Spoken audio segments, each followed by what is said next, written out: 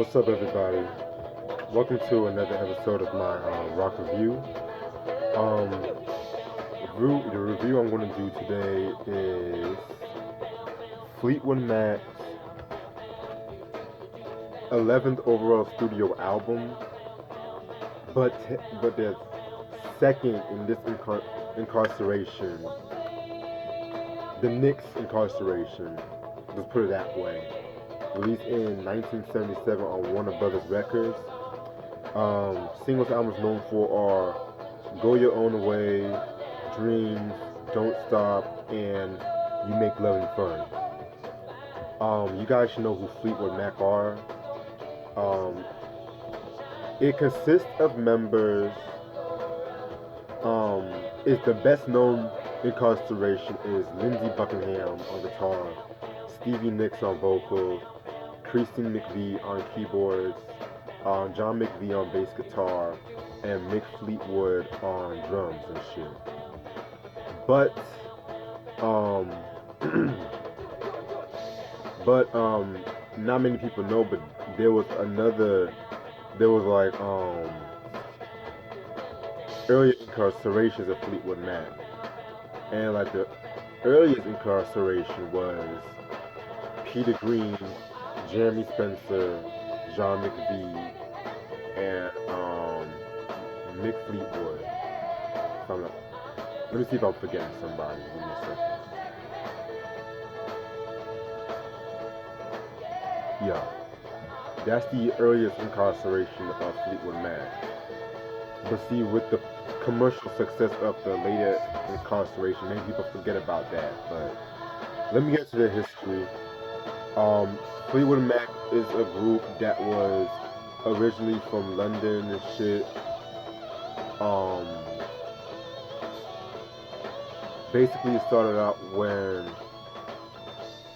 Peter Green and Mick Fleetwood, basically they wanted to form a new band and they wanted Mick V on bass guitar and shit like that. Just a little disclaimer. I've only heard one album from the early incarceration, and that was like the first Fleetwood Mac album, Mr. Wonderful, and that was okay. So I'm gonna be a little spotty on some things, so forgive me for that. Anyway, um, so yeah, so they got Mick V on bass guitar, and they named the band Fleetwood Mac. You know, basically, just to suggest to Mick Fleetwood to form the band. So they formed a band and they dropped the self-titled debut album, Fleetwood Mac, which I've heard some parts of this album. It was okay. It was okay and shit. They dropped the next album, Mr. Wonderful, in 1968, which I've heard that album in entirely. I kind of like that one better than the Fleetwood Mac self-titled one. So yeah. I'm gonna jump over a few things, you know. Now, I'ma fast forward to around the mid 70s, like 74, 75. A couple members left the group by then, and the manager at the time, Clifford Davis, she wanted to sue the members because he said he owned the name Fleetwood Mac basically. So what ended up happening was he got members from this group called Legs to form what they called a fake Fleetwood Mac and shit like that. And so they had their run, but they ended up like disillusioning that. And so basically what ended up happening was 1975, Lindsey Buckingham and Stevie Nicks, they joined the band and shit like that. They were originally a songwriting trio and shit like that. They were originally a songwriting trio where I need to definitely hear some of this stuff as well as a songwriting trio. Give me one second, I have to reply to an email.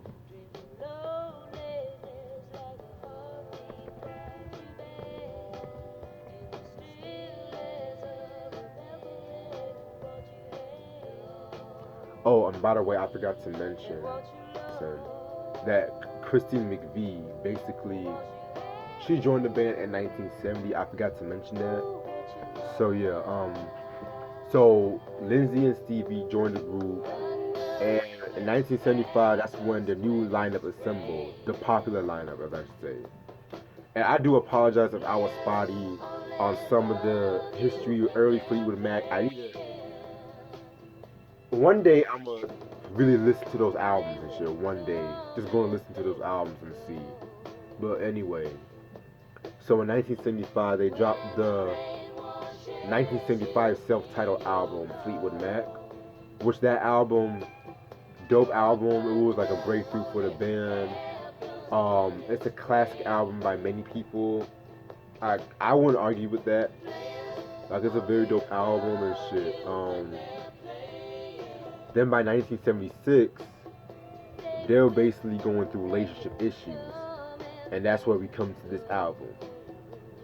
Before Usher's Confessions, before Taylor Swift's commercial success, this was the album where white people really, not just white people, just people really put their relationship business out there, basically. So, by 1976, each and every one of the members had relationship issues and shit like that. Um, Christine McVie and her husband divorced after 8 years and shit like that. And so Lindsay and Stevie and shit like that, they were going through relationship problems. And so they were arguing a lot over the sessions and shit like that. And also Mick Fleetwood was having problems with his wife and shit like that. So yeah, it was like a very chaotic time for the group. And the only time that basically they were able to function right was anytime that they would talk music with one another, which I thought that was pretty dope and shit because that's what music really does to people. Like it can be like a comfort zone to like a lot of people and shit like that. Like people might question certain lyrical concepts of some artists and shit like that, but certain times you really have to be in their shoes to really experience what they're going through. So yeah. And so the reason why I looked up why they named the album Rumours like this is because like John McVie, not only like did he felt like the group was like writing in their personal diaries about one of the music and shit like that. So I thought that was pretty interesting though, but yeah. So this is the infamous cover right here of Stevie and I believe Lindsay, if I'm not mistaken. Yeah. And so yes, he does have some balls right here and shit like that.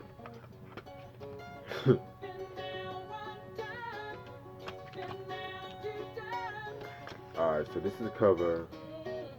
And so yeah, this is a dope picture of them and shit. And again, lyrics on the booklet and shit. And you guys know how much I love that. Alright. So yeah, so the song that's playing in the background is Don't Stop. And yes, it's about time I finally review this album because this has been sitting on my review list for almost 2 years now. So I was like, why not review it? Song number one, Secondhand News. Lindsey Buckingham wrote that one. And basically that was like his way, one of the several songs where he was talking about the romantic breakup between him and Stevie and shit like that. And so he felt like with this song, like he was trying to find peace with himself.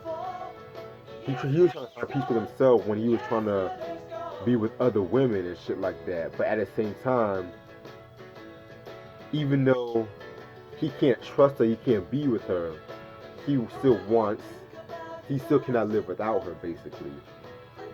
So basically, he's being wishy-washy, if you want to put it that way.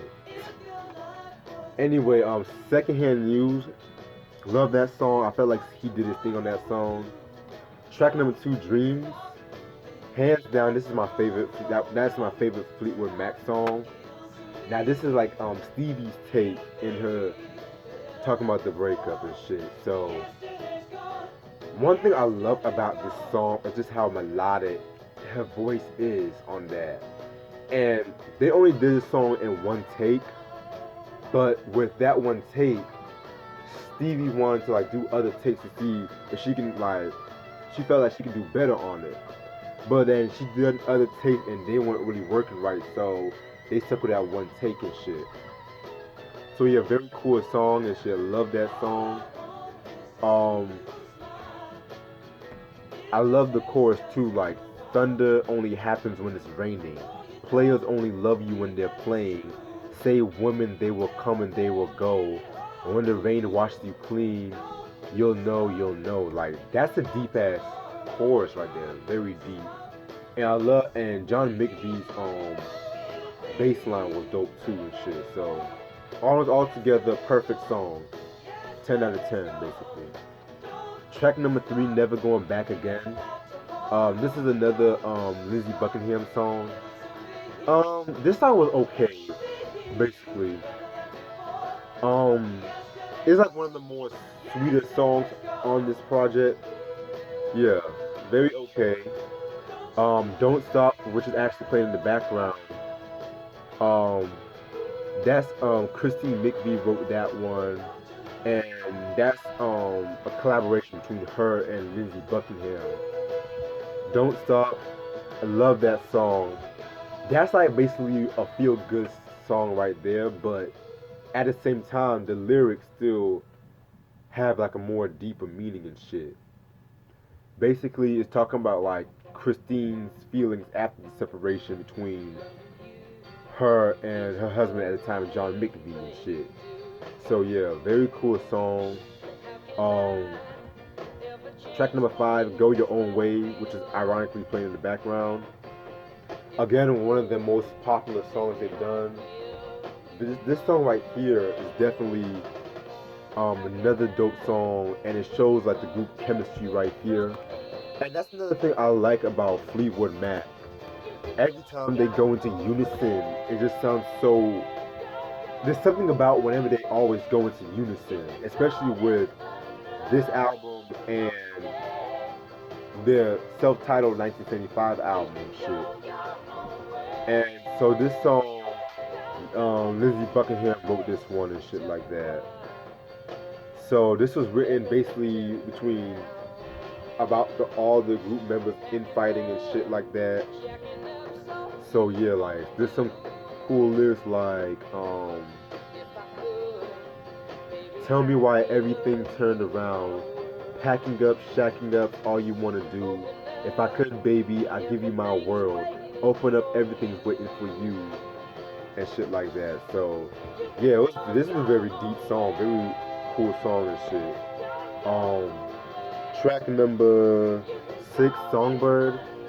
This is a Christine McVie song.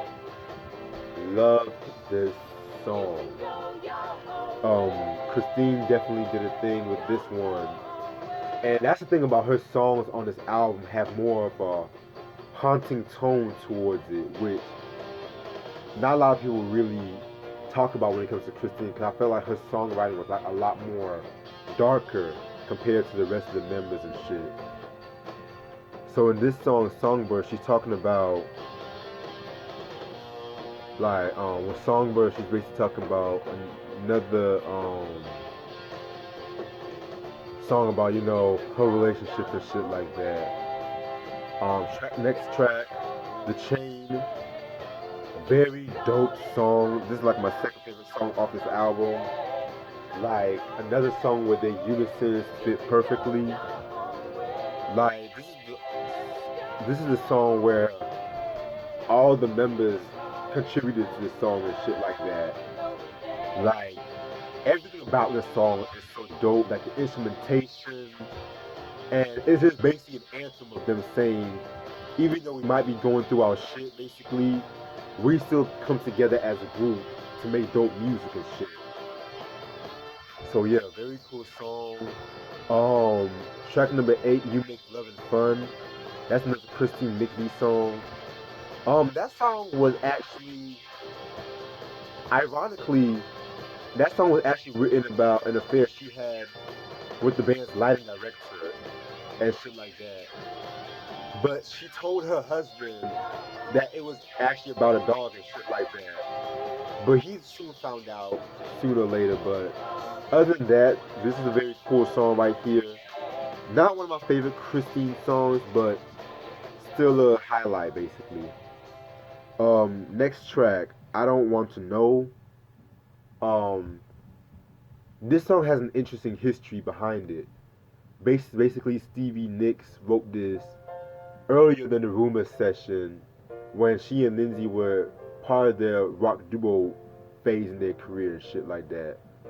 And so originally they were supposed to use a song called Silver Springs, but they felt like Silver Springs did not really fit the album, which I do have to agree on that statement too. So, but concept wise, I can see why they included the song because it talks about the end of a relationship basically. So, yeah. Next song, "Oh Daddy." Yeah, that was a Christine McVie song, and she wrote that actually about um Mick Fleetwood's relationship issues and shit like that, if I'm not mistaken. Yeah, and the reason why she called it "Oh Daddy" because since Mick Fleetwood was like the oldest member, the band members called him Big Daddy and shit like that. So the best thing about this song was I loved how John McVie was improvising the bass guitar, and I like the chemistry that Christine shared with him on the keyboards and shit. Very cool song. And the last track off this album, "Gold Dust Women," which Stevie Nicks wrote that. This song she actually wrote about her experiences, in LA, where cause it's no secret that she was into like drugs and shit like that. So it's just like basically her experiences and shit like that in LA and how she had to keep going with her life basically. And that's all the songs off this album. Overall, classic album. This album right here is one of the probably my favorite rock album of '77. One of the greatest rock albums ever. Um, Definitely a very dope concept album about relationships and how it was it was pretty groundbreaking at that time. Like they weren't the first band members to talk about or artists to talk about their own personal issues on wax and shit. But the way they did it, they made it commercial and shit like that, and they made it into a way how it can attribute to like hard rock fans, and then you have your folk rock songs and you have your pop rock songs, which attributes to the versatility of this record too. And yes, like this album right here, very dope album. Had a lot of memories listening to this album and shit. Going to school, always listening to like Dreams or Don't Stop and shit like that. And that's another thing too. Like as much as I love the Fleetwood Mac, Stevie Nicks is just in a stratosphere in her own, in my opinion. And I'm gonna say some shit that might sound controversial, but I might get some flack. I might get not get some flack, but if there was no Stevie Nicks, there'll be no Beyonce. I don't care what no one has to say about that, but because I felt like Beyonce, her style, in a way, in a way, vocally, she's kind of influenced by Stevie Nicks and shit like that. Vocally, in my opinion. And you guys might disagree, you guys might agree. I don't care, but it's just something I've always felt. But anyways, but she also influenced a lot of people too. But other than that, yeah, and I always loved this album because of the fact that even though like it was like a very dark album and shit like that, it still like has the tone of the album still feel good too. So very dope album. I need to get some more of that album because this is actually the only album I have from them. Because my favorite albums from Fleetwood Mac are Rumours. Rumours is my favorite.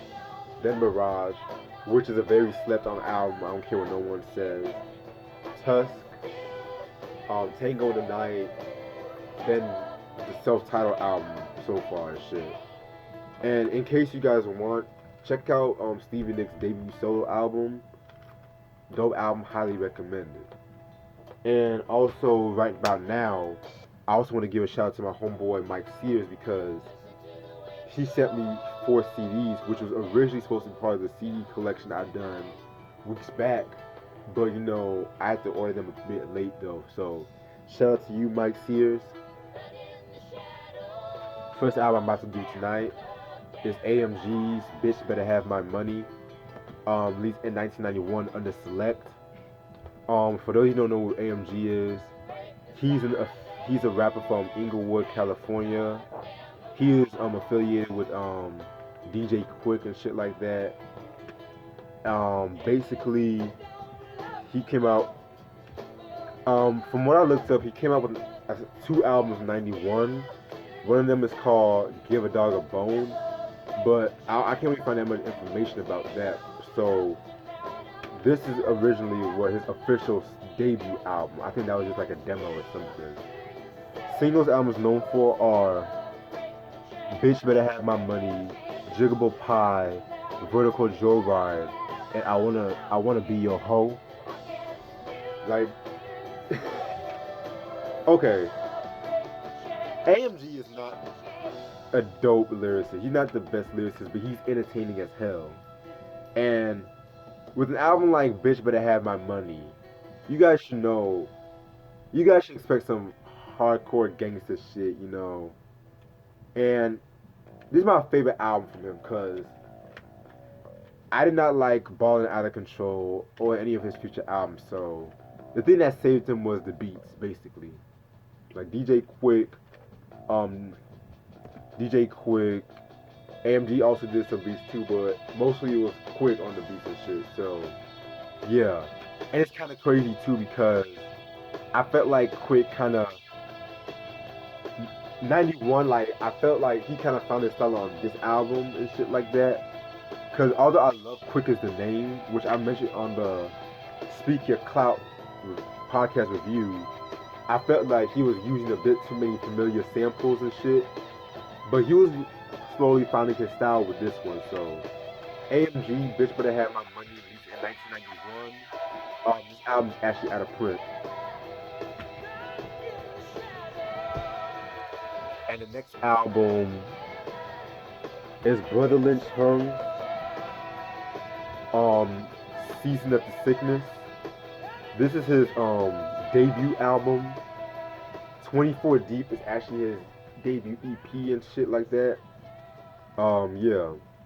Very dope album. Love this album and shit like that. This for all my hardcore fans should know that this is like an iconic album right here. This album have any singles? Give me 1 second. Singles. I think the only single I know is Rest in Piss and shit. So, yeah, this album right here is a perfect mixture of G-Funk and hardcore. Basically, love this album and shit. Like, Brother Lynch Hung does not get the credit he deserves and shit, in my opinion. But, yeah, very dope album. I definitely gotta do a review on this album and shit.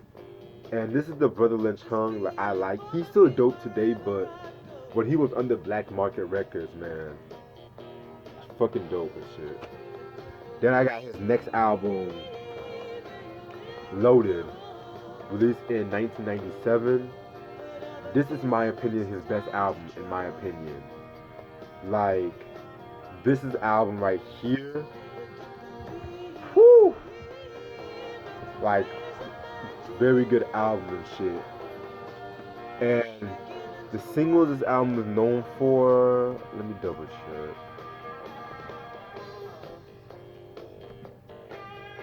One More Pound and shit. Yeah, and this was actually the first album where he collaborated with Phonic Better and shit like that, which is a dope producer and shit like that. Very slept on. Yeah, very dope album. I need to get my hands on EBK4 and shit like that and 24 Deep.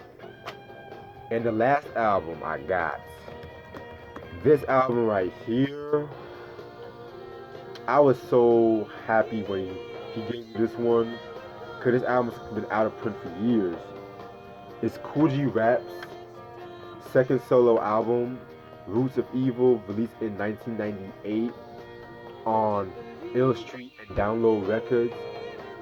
Very good album. This is a very, very, very, very, very underrated album. I don't hear many people talking about this one. They always talk about 456. They always talk about the Gianco story, which 456 classic, Gianco story okay. But I felt like this album was, it's probably another classic if you ask me and shit like that. Like this definitely feels like a gangster soundtrack, like a soundtrack to like a gangster movie from maybe like the 50s or 60s or some shit. Like very dope album and shit. Love, love, love, love, love, love, love this album. Um, Singles this album is known for.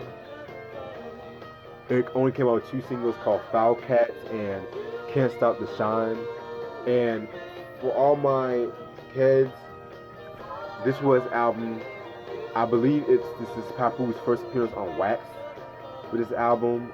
I could be wrong though, but yeah, Cool G Rap, Roots of Evil, this is 1998. And this little announcement, me and Cool G are definitely going to do the Reasonable Doubt review this week. So stay tuned later on this week for that. And as usual, thank you so much for watching. It's your boy Reg. Peace.